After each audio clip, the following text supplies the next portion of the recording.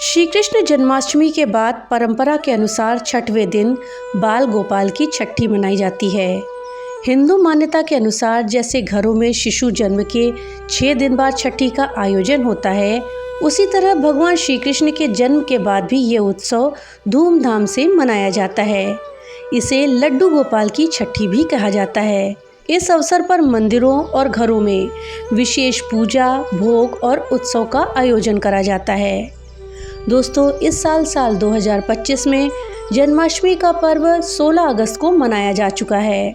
दोस्तों, आज इस वीडियो में हम जानेंगे कि साल 2025 में बाल गोपाल की छठी किस दिन मनाई जाएगी। लड्डू गोपाल की छठी आखिर क्यों मनाई जाती है, इसके पीछे की क्या कथा है, इस दिन हमें कौन सी व्रत कथा पढ़नी या सुननी चाहिए। साथ ही हम ये भी जानेंगे कि लड्डू गोपाल की छठी में हम कढ़ी चावल का भोग क्यों लगाते हैं। इस जानकारी के लिए वीडियो में हमारे साथ अंत तक बने रहिएगा, जिससे कि आपको सही और सटीक जानकारी प्राप्त हो पाए। नमस्कार दोस्तों, राधे राधे। आपके हमारे चैनल ज्ञान शास्त्र में आप सभी का स्वागत है। जन्माष्टमी का उत्सव पूरे धूमधाम से देश भर में मनाया गया है। लोगों ने श्रद्धा और भक्ति के साथ कान्हा का जन्मोत्सव मनाया है। अब कान्हा की छठी मनाई जाएगी। हिंदू धर्म में मनुष्य के जन्म से पहले और मृत्यु के उपरांत 16 संस्कार माने जाते हैं। इन संस्कारों की शुरुआत गर्भ से शुरू होकर के मृत्यु तक होती है। हिंदू धर्म में 16 संस्कारों का बहुत महत्व है। 16 संस्कारों की शुरुआत गर्भ से शुरू हो जाती है। जन्म से लेकर मृत्यु तक 16 संस्कार पूरे किए जाते हैं। ये संस्कार मनुष्य और देव दोनों के लिए ही होते हैं। जैसे जब बच्चा जन्म लेता है तो उसके जन्म के छठे दिन छठी मनाने का विधान है। जैसे हम अपने बच्चे के लिए छठी मनाते हैं, उसी तरह से बाल गोपाल की छठी भी मनाई जाती है। इस दिन लड्डू गोपाल की पूजा करते हैं और कान्हा के नामकरण संस्कार को पूरा करते हैं। कान्हा की छठी भी जन्म के छठे दिन ही मनाई जाती है। इस दिन लोग घरों में कढ़ी चावल बनाकर भोग लगाते हैं और खाते हैं। दोस्तों, श्री कृष्ण का जन्म भाद्रपद माह की कृष्ण पक्ष की अष्टमी तिथि को हुआ था। जन्म के छठे दिन यानी भाद्रपद की चतुर्दशी को उनकी छठी मनाई जाती है। इस वर्ष ये पर्व 21 अगस्त को मनाया जाएगा, क्योंकि जन्माष्टमी का पर्व 16 अगस्त को मनाया गया था। लेकिन दोस्तों, जिन लोगों ने 15 अगस्त को जन्माष्टमी का पर्व मनाया है, वो लोग छठी 20 अगस्त को करेंगे। इस साल कृष्ण छठी पर सर्वार्थ सिद्धि योग का शुभ संयोग बन रहा है। ज्योतिष शास्त्र के अनुसार इस योग में किया गया कार्य अत्यंत ही फलदायी माना जाता है। दोस्तों, इस साल श्री कृष्ण की छठी के दिन जो ब्रह्म मुहूर्त है वो सुबह 4:26 से लेकर के 5:10 तक रहेगा। अभिजीत मुहूर्त दोपहर 11:58 से लेकर 12:50 तक रहेगा। वहीं विजय मुहूर्त दोपहर 2:34 से लेकर के 3:26 तक रहेगा। गोधूली मुहूर्त शाम को 6:54 से लेकर के शाम को 7:16 तक रहेगा और अमृत काल शाम को 5:49 से लेकर के 7:24 तक रहेगा। दोस्तों, धार्मिक मान्यता के अनुसार कृष्ण का जन्म मामा कंस के कारागार में हुआ था और वासुदेव ने उन्हें काली अंधियारी रात में नंद और यशोदा के घर में छोड़ दिया था। कंस को जब इसकी जानकारी हुई तो राक्षसी पूतना को कान्हा को मारने का आदेश दिया गया। गोकुल में जितने भी 6 दिन के बच्चे थे उन्हें मारने के लिए, लेकिन कृष्ण ने 6 दिन में ही पूतना का वध कर दिया था। उसके बाद माँ यशोदा ने कान्हा की छठी मनाई थी, इसीलिए लड्डू गोपाल की छठी मनाई जाती है। आइए इस कथा को विस्तार से जानते हैं। पौराणिक कथाओं के अनुसार भगवान कृष्ण का जन्म मामा कंस की मथुरा की जेल में हुआ था। कंस ने भगवान कृष्ण के माता पिता देवकी और वसुदेव को बंदी बनाकर रखा था, जिससे कि वो उनकी सभी संतानों का वध कर सके। दरअसल मथुरा की जनता कंस के अत्याचारों से परेशान थी। कंस सभी को डरा कर रखता था। इसी बीच एक दिन आकाशवाणी हुई कि हे कंस, तेरा वध तेरी बहन के गर्भ से उत्पन्न 8वें बालक के द्वारा होगा। ये सुनकर के कंस देवकी को मारना चाहता था, लेकिन तभी वासुदेव ने कहा कि देवकी के गर्भ से जो भी संतान होगी मैं उसे तुम्हें दे दूंगा, लेकिन तुम अपनी बहन को मत मारो। कंस ने वासुदेव की बात मान ली और वासुदेव और देवकी दोनों को जेल में बंद कर दिया। जब जब माता देवकी को संतान हुई वो अपने बच्चों को लेकर के कंस को दे देती थीं। कंस हर बार देवकी माता के बच्चे को मार देते थे, लेकिन जब 8वां बच्चा होने वाला था तो उसी समय वसुदेव के दोस्त नंद की पत्नी यशोदा भी बच्चे को जन्म देने वाली थी। जैसे ही माता देवकी के गर्भ से भगवान कृष्ण का जन्म हुआ तो उनके हाथ से बेड़ियां अपने आप खुल गईं।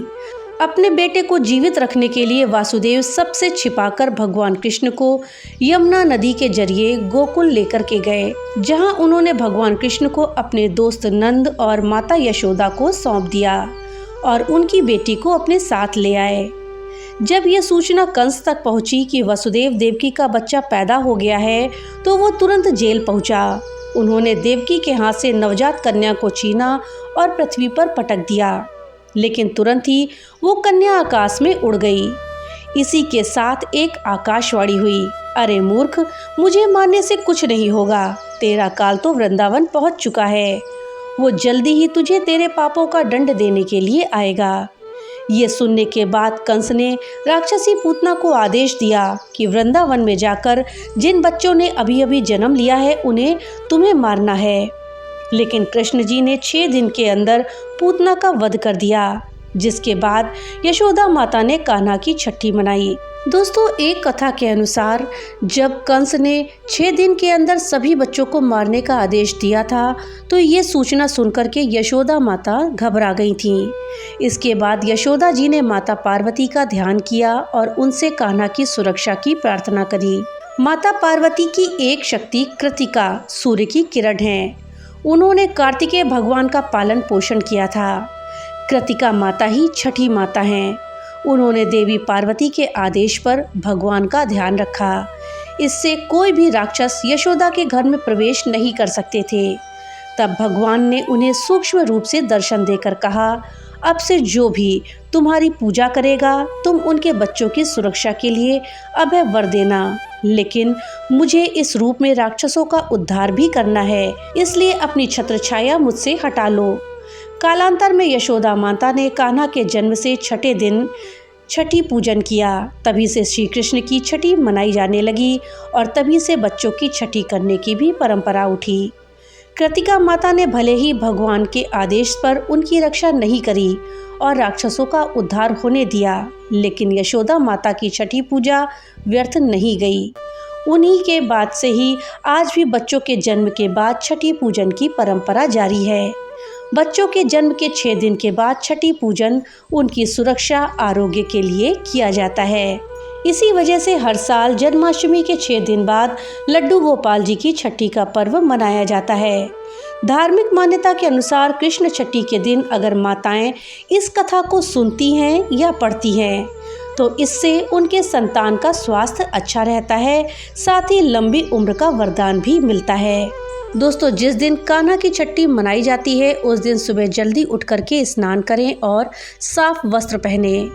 श्री कृष्ण का पसंदीदा पंचामृत से लड्डू गोपाल को स्नान कराया जाता है और स्नान करवाते समय लड्डू गोपाल के मुख की तरफ से स्नान करवाना चाहिए। ध्यान रहे, पीठ की तरफ से स्नान कराना वर्जित होता है। फिर शंख में गंगा जल भर करके लड्डू गोपाल को स्नान कराया जाता है। उसके बाद भगवान को पीले रंग के वस्त्र पहना करके श्रृंगार करें। इस दिन जब कान्हा का श्रृंगार करें तो उसमें उनकी प्रिय बांसुरी और मोरपंख चढ़ाना बिल्कुल ना भूलें। छठी के दिन कढ़ी चावल बनने का नियम है। कहा जाता है कि भोग का विशेष महत्व होता है। वैसे तो भगवान कृष्ण को माखन सबसे अधिक प्रिय है और उन्हें माखन भी चढ़ाया जाता है, लेकिन छठी के दिन कढ़ी और चावल का विशेष महत्व है। इस दिन लड्डू गोपाल को कढ़ी और चावल का भोग लगाना चाहिए। लेकिन आखिर ऐसा क्या कारण है कि छठी के दिन भगवान श्री कृष्ण को कढ़ी का भोग लगता है? दोस्तों, भारत की धार्मिक परंपराओं में ऐसे कई अनोखे रीति रिवाज हैं जिनमें गहरी आस्था और आध्यात्मिक भावनाएं जुड़ी होती हैं। इन्हीं में से एक है श्री कृष्ण की छठी पर कढ़ी का भोग लगाना। दोस्तों, ये सुनने में भले ही अचरज लग रहा हो, लेकिन इसके पीछे शास्त्रीय मान्यता और भक्ति भाव का सुंदर संगम है। दोस्तों, कढ़ी में इस्तेमाल होने वाला दही और बेसन न केवल सात्विक होता है बल्कि धार्मिक दृष्टि से भी पवित्र माना जाता है। मान्यता है कि ये भोग भगवान श्री कृष्ण को अत्यंत प्रिय है और इसे छठी पर अर्पित करने का अर्थ है अपने प्रेम और समर्पण को सीधे भगवान के हृदय तक पहुंचाना। दोस्तों, कढ़ी के भोग की परंपरा भगवान की छठी के अतिरिक्त कुछ और भी विशिष्ट पूजा अवसरों पर निभाई जाती है, जब मंदिरों में भगवान का दिव्य श्रृंगार किया जाता है और विविध प्रकार के भोग अर्पित किए जाते हैं, जिसमें से कढ़ी भी एक मुख्य भोग होता है। दोस्तों, कढ़ी का भोग तैयार करने के पीछे एक विशेष नियम और शुद्धता का पालन किया जाता है। दही, बेसन और हल्के मसालों से बनी हुई कढ़ी को सात्विक माना जाता है, जो शरीर को शीतलता प्रदान करती है। धार्मिक मान्यताओं के अनुसार श्री कृष्ण को माखन और दही विशेष रूप से प्रिय है, इसलिए उनसे जुड़ी हुई कोई भी चीज उन्हें भोग में अर्पित की जाए तो उनके लिए वो बहुत प्रिय है। कढ़ी में दही का स्वाद और बेसन का स्वाद मिलाकर इसे और भी विशेष बना दिया जाता है। श्री कृष्ण की छठी पर कढ़ी का भोग लगाने का ये भाव है कि भक्त भगवान के हृदय में अपना स्थान पाना चाहते हैं। ये एक प्रतीकात्मक क्रिया है जिसमें भक्त अपने मन, वचन और कर्म से पूर्ण समर्पण प्रकट करते हैं। छठी को हृदय का स्थान माना गया है, जो प्रेम और करुणा का केंद्र है। जब भक्त कढ़ी का भोग श्री कृष्ण की छठी पर लगाते हैं तो यह उनके और भगवान के बीच आत्मीय संबंध का प्रतीक है। अगर आप कृष्ण की छठी मनाने जा रहे हैं तो लड्डू गोपाल को कढ़ी चावल का भोग लगाना बिल्कुल भी ना भूलें। छठे दिन बच्चे को उसका नाम दिया जाता है। ऐसे में जो लोग लड्डू गोपाल की छठी मना रहे हैं वो अपने पसंद का कोई भी शुभ नाम रख सकते हैं। दोस्तों, अब आइए जानते हैं श्री कृष्ण जी की छठी की क्या कथा है। दोस्तों, धर्म ग्रंथों के अनुसार भगवान श्री कृष्ण के एक परम भक्त थे कुंभन दास। उनका एक बेटा था रघुनंदन। कुंभन दास के पास भगवान श्री कृष्ण का एक चित्र था जिसमें वो बांसुरी बजा रहे थे। कुंभन दास हमेशा भगवान श्री कृष्ण की पूजा आराधना में लीन रहते थे। वो कभी भी अपने प्रभु को छोड़कर कहीं नहीं जाते थे। एक बार कुंभन दास को वृंदावन से भागवत कथा के लिए बुलावा आया। पहले तो कुंभन दास ने जाने से मना कर दिया, परंतु लोगों के आग्रह करने पर वो भागवत में जाने के लिए तैयार हो गए। उन्होंने सोचा कि पहले वो भगवान श्री कृष्ण की पूजा करेंगे और फिर भागवत कथा करके अपने घर वापस लौट आएंगे। इस तरह से उनका पूजा का नियम भी नहीं टूटेगा और भागवत कथा भी हो जाएगी। भागवत में जाने से पहले कुंभन दास ने अपने पुत्र को समझाया कि उन्होंने ठाकुर जी के लिए प्रसाद तैयार कर दिया है और वो ठाकुर जी को भोग लगा दे। कुंभन दास के बेटे ने भोग की थाली ठाकुर जी के सामने रख दी और उनसे प्रार्थना करी कि आकर के भोग लगा ले। रघुनंदन को लगा कि ठाकुर जी आएंगे और अपने हाथों से भोजन ग्रहण करेंगे। रघुनंदन ने कई बार भगवान श्री कृष्ण से आकर खाने के लिए कहा, लेकिन भोजन को उसी प्रकार से देखकर वो दुखी हो गया और रोने लगा। उसने रोते रोते भगवान श्री कृष्ण से आकर भोग लगाने की विनती करी। उसकी पुकार सुनकर ठाकुर जी एक बालक के रूप में आए और भोजन करने के लिए बैठ गए। जब कुंभन दास वृंदावन से भागवत करके लौटे तो उन्होंने अपने पुत्र से प्रसाद के बारे में पूछा।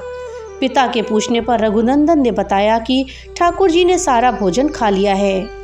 कुंभन दास ने सोचा कि अभी रघुनंदन नादान है, उसने सारा प्रसाद खा लिया होगा और डांट के डर से झूठ बोल रहा है। कुंभन दास रोज भागवत के लिए जाते थे और शाम तक सारा प्रसाद खत्म हो जाता था।